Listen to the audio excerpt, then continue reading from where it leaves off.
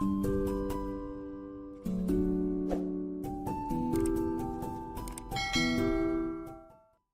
práve sme došli zo Žiliny a nemali pre nás moc akože dobré správy. Akože boli tam aj dobré správy, ale prevažne tam boli tie zlé.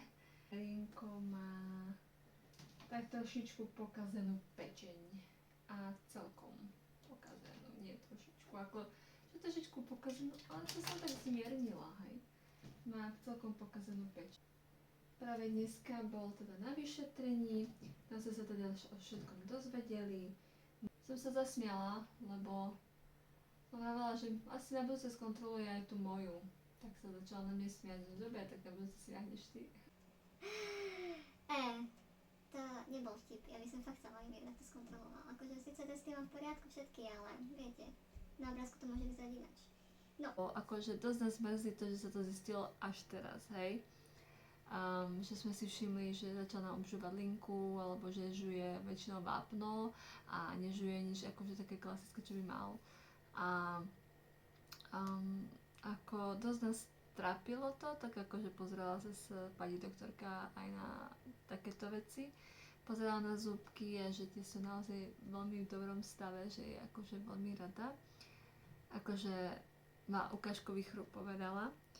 No a keď pozerala teda na tú pečeň, tak to bolo naozaj celé zle. Býva to takto, že ak tá pečeň nie je celá zasiahnutá, dá sa z nej jednoducho odkrojiť prakticky, hej, a že by dorastla tá pečeň. Lenže on má Ferko tú pečeň celú zasiahnutú a tým pádom budeme musieť manuálne tú pečeň akože liečiť. Musíme ho dokrmovať každý deň, musíme odsledovávať váhu, musíme jednoducho dávať mu liečiky každý deň, a každý týždeň teda budeme musieť chodiť na inek. Bude to docela dosť veľký zaberák. Takže docela takto, no. Je to bieda, ne? Ale vždy je to lepšie než to, čo sme mali napríklad s Liluškou, takže dúfam, že sa teda Ferko z toho dostane. Akože Ferko je aj dosť veľký bojovník, pretože sa snaží papať aj sám. Napríklad už papá aj z lyžičky, čo ma veľmi potešilo, lebo on neznáša striekačky, ja neviem, akože to sa vyľakal, akože chápem tomu. A tak nechce striekačku ani vidieť a jedlo zo striekačky nechce, takže môj manžel ho teda naučil na lyžičku, normálne čajovú lyžičku, že tam urobíme trošku hustejšie to sienko a jednoducho on si už akože sám akože papka. Tak som zvedavá, že či aj odo mňa bude chcieť z lyžičky. Takže tu máme pre istotu podbradníček a ideme. Odvážne papá.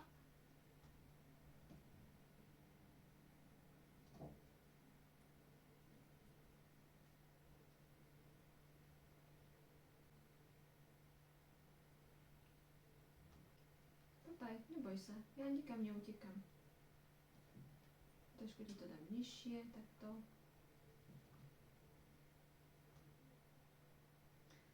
A to len kvôli tomu, že má traumu z týchto, tak začal jesť radšej z lyžičky. Papaj.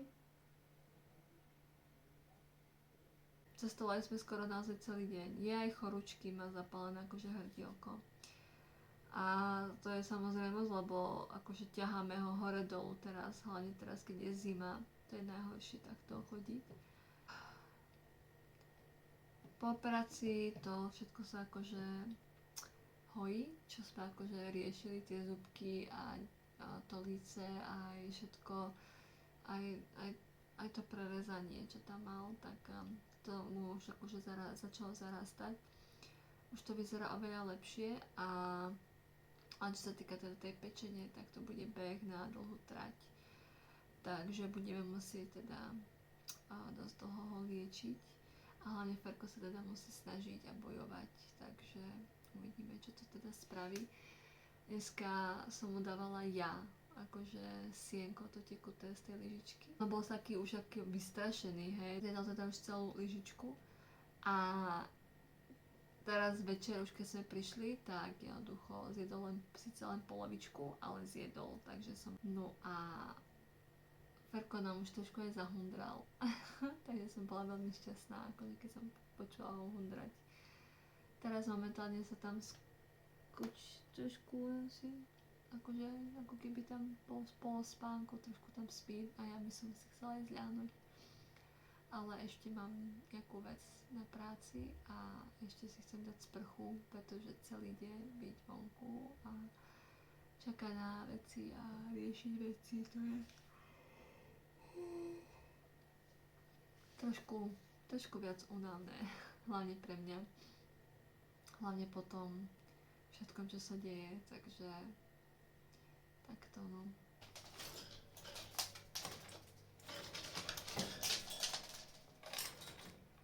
His bastard. What the fuck are you doing? Bobek! Čo robíš? No? Mám ťa na kamere. Mám ťa na kamere. You're a bastard, you know? No? A toto ukážem tatovi. Čo to robil? Akože what? Akože what? Momentálne sa mi stala taká vec, že som zostala doma. Zostala som doma hlavne z toho dôvodu, že som si tak trošku narazila nohu. A práve tú nohu, ktorú som prakticky už niekoľko rokov síce, ale mala som zlomenú a dosť komplikovane. A ja som si tú nohu narazila.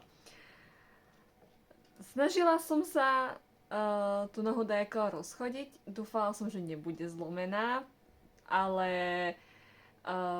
stalo sa to, že jednoducho mala som tam časť, ktorá bola jednoducho modrá, tá modrá nechcela ísť preč, potom mi ničoho nič napuchla, odpuchla noha a bolo to dosť akože scary for me. A keď som akože prvý týždeň som nebola schopná akože ani prakticky vstať, akože v sobotu do školy, že som musela ísť do Bystrice a tak. Zostala som teda online doma, čo mi taká nepomohlo samozrejme. No a keď som išla zase nasledujúce dni do práce, tak namiesto samozrejme, že ja som neoddychovala prakticky, lebo som neoddychovala.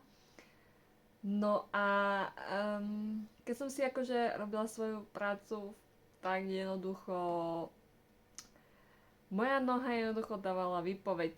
Snažila som sa to dajako rozchodiť, ale nič nepomáhalo. Jednoducho tá noha si robila čo chce. A už som cítila také ako keby krak, také tie, ako keby som mala niečo zlomené. A nakoniec akože urobila som jednu dobrú vec a to je to, že som si automaticky tú nohu ako keby zafašovala. Jednoducho, ako, my to na Slovensku povieme, že zašafovala, hej, že som si ju zafixovala alebo takto. No a prestala som ju namáhať v tom momente, hej, a snažila som sa ju udržovať akože rovno a nedošľapovať úplne na ňu. A jednoducho, aj napriek boju, nasledujúci týždeň som jednoducho išla do školy, ale bolo to akože brutál, hej, celý čas tá noha akože trpla, no ja som revala neskutočne a jednoducho už som to nezvládala. Išla som do práce nasledujúci deň, plakala som ešte viac, v pondelok som bola celý deň v práci a bolo to ešte horšie. Včera, to je vyše 2 týždňov, sa to nelepšilo. Včera už keď som išla k pani doktorke, tam ma poslala samozrejme na snímok a potom s tým snímkom som šla na chirurgiu. Poviem pravdu, že čakala som trošičku viac akože lepšieho správania niektorých ľudí. Našťastie tam bol jeden pán, ktorého tak trošku ako poznám, lebo chodíva ku nám do obchodu. Tak mi akože tú nohu zafixoval, ale doktor mi prakticky nič nepovedal. Jednoducho mi nič nepovedal. Len on, ten milý pán, mi jednoducho zafixoval nohu, povedal mi, že mám ju mať v kľude a nemám ju namáhať, hej. A ja, že tak ako, a poviete mi aspoň, že či som to mala zlomené, či je to v poriadku, či čo, alebo ako, čo mám robiť teraz, nevedela som. Išla som teda, nejakým zázrakom som došľapala k pani doktorke svojej obvodnej, ktorej akože som ukázala ten papierik s tým, že som povedala, že doktor mi skrátka nič nepovedal, neviem, ja nečítam papiere radšej, lebo pre mňa to je akože dosť akože také, pupu. A ona, že no, tak zrejme to zlomené není, takže ak by to bolo zlomené, tak nestojím, nechodím aj nič. Čítala papierik, že rentgen, že negat, hej, akože není to zlomené. Ale ja som cítila, že tam sa niečo dialo v tej nohe a ona povedala, no, na základe toho, že tu máš nariadený oddych, a ja, OK, zostaneš doma. Ak budeš samozrejme chcieť ukončiť marotku skôr, akože môžeš, ale... OK. No. Takže hlavne nožku cez deň si ju pekne namastiť, zabaliť, v noci si ju dať dolu, ten obväz, nechať ju v pokoji a ja výborne. Teraz mám nohu, akože ja som celý deň jednoducho. Ja som dneska ráno šla k pani doktorke inej, akože z iného zámeru. Som šla na kontrolu. Samozrejme som mala tlaky, nervy, samozrejme, vonku ešte aj sneží, akože brutálne, akože chápem, že pečo ma celý človek bolí a pečo mi je na hovno, slušne povedané, ale čo vám poviem? Čo vám k tomu dodať? Akože každý, kto mal niečo zlomené a cíti takúto zmenu počasia, tak sa mu súcití a vie, o čom hovorím. Teraz nevyzerám dvakrát najlepšie, akože chápete, no. Akože ani som sa málo naličila, iba som si trošku dala do podkruhy. Neviem, na tie kruhy. No ale jednoducho asi takto. Mala by som teda začať pracovať na veciach do školy, ale dneska som fakt celý deň zabila v posteli. Pozerala veci na Netflixe. Ja sa priznám, dneska som mala Netflixový deň. Jednoducho som pozerala. Namiesto toho, že by som robila veci do školy. Včera som akože začala robiť, večer som si začala ako keby prepisovať aj nejaké tie nahrávky, čo sa týka akože čo mali učitelia na Moodle. A robila som si trošku z toho poznámky. Ale mala by som čítať aj iné veci, nie akože len toto robiť. Mám prečítať asi, ja neviem, 4 alebo 5 kníh. To nestíham. Poviem rovno, že to nestíham. A ďalej taktiež ešte musím preložiť niekoľko vecí. Teraz na piatok jednu. A potom samozrejme musím dobehnúť nejaké veci z zimného semestra, pretože boli tam veci, čo som sa akože naučila, ale poviem pravdu, že niektorým som naozaj akože nerozumela, tak snažím sa toto nejako dobehnúť. No, ja neviem čo dodať. Ako, ukážem vám to. Takže toto je moja noha aktuálne teraz, je zabalená v tlakovom obväze. Našťastie už ju takto aspoň otočím, ale to je asi maximum, hej, lebo ju točím v kolene, hej. Netočím ju tam, ale točím ju v kolene. A mám ju asi tak trošičku dopredu nahnutú a snažím sa ju vyrovnať. Snažím sa ju nejako cvičiť a že by som dajako ju rozchodila a takto, že by to nebolo, že staknuté, že non-stop, hej. No. A ďalej, mali sme ísť týmto čertom do Žiliny. A ide s ním len manžel, pretože ja som samozrejme doma na 2 týždne, takže well, you know. Idem mu aspoň dať papať, lebo ako si vyzerá, byť dosť smutný. Najsmutnejšie je to, že jednoducho váhou sa drží stále na jednom a tom istom čísle, ale zlou správou je to, že jednoducho mu začalo tieť z papuľky a jednoducho celý ten kožuštek zo spodu je úplne ako keby odslín, by som to mohla povedať.